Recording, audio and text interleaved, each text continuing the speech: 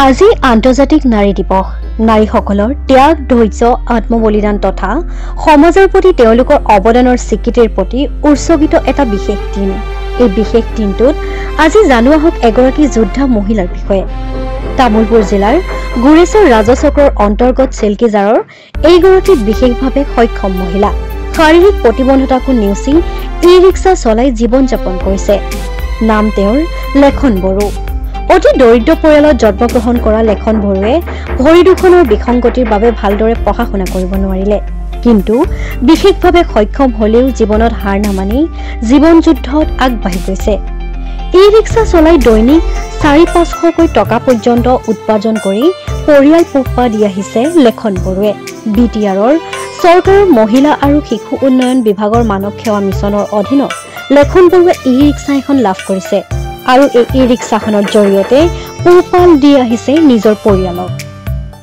নাৰীক অবলা আৰু দুৰ্বল বুলি সততে ক'ব খোজাসকলক নাৰী যে পুৰুষৰ তুলনাত কোনো গুণে কম নহয়, সেই কথা প্ৰমাণ কৰি দেখুৱাইছে এইগৰাকী লেখন বড়োৱে।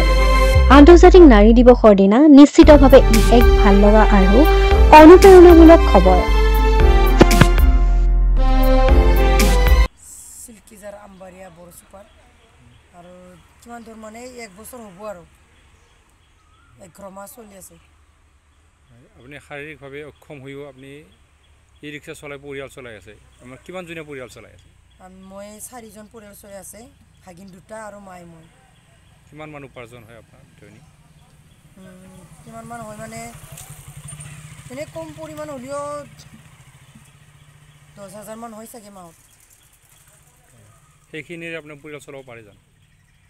অলপ কষ্ট হয়, তথাপি আমি ত্যাগ কৰি চলিব লাগিব, নহ'লে উপায় নাই। ইফালে পঢ়া চলি সদায় খৰচ যায় আৰু লাইন বিলটো আহে, তাৰে মাজত 100 টকাকৈ আমি জমা কৰোঁ। আৰু আপুনি ক'ত ক'ত যায়?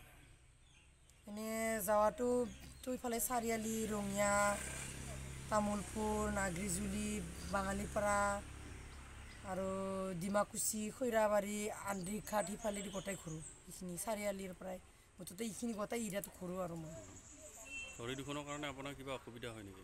ভৰি দুখনৰ কাৰণে মানে জোতা নহ'লে মই খোজ কাঢ়িব নোৱাৰোঁ, আৰু জোতা নহ'লে মই গাড়ীটো চলাব নোৱাৰোঁ। জোতাটো মোক লাগবই। ই-ৰিক্সাখন ক'ৰ পৰা কেনেকৈ ল'লে আপুনি? এই ৰিক্সাটো পবিত্ৰ ছাৰত তাতে 2 বান টিং খুলিব গৈছিলোঁ। তাতে ছাৰে ক'লা যে 50,000 পইচাটো লাগব না বেটাৰী গাড়ীখন লাগব। তেতিয়া মই ক'লোঁ যে পইচা 50,000টো মোক নালাগে, মোক বেটাৰী গাড়ীখনহে লাগব। মই পাৰোঁ নোৱাৰোঁ, গাড়ী চলাব বিৰাট ইচ্ছা আছে, যদিও নোৱাৰোঁ মই ভাড়া দিম।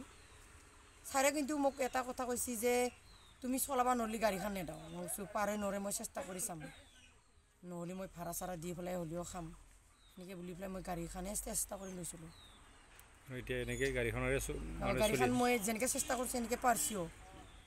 বাকী মহিলাসকলক কি আহ্বান জনাব? বাকী মহিলাসকলক কি আহ্বান জনাব আপুনি?